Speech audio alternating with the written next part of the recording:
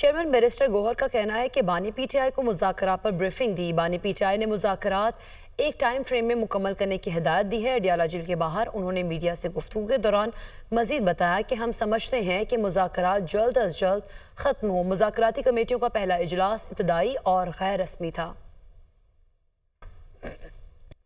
Chairman barrister گوہر کا کہنا ہے کہ بانی پی ٹی آئی کو مذاکرات پر بریفنگ دی۔ بانی پی ٹی آئی نے مذاکرات ایک ٹائم فریم میں مکمل کرنے کی ہدایت دی ہے۔ اڈیالہ جیل کے باہر انہوں نے میڈیا سے گفتگو کے دوران مزید بتایا کہ ہم سمجھتے ہیں کہ مذاکرات جلد از جلد ختم ہو۔ مذاکراتی کمیٹیوں کا پہلا اجلاس ابتدائی اور غیر رسمی تھا۔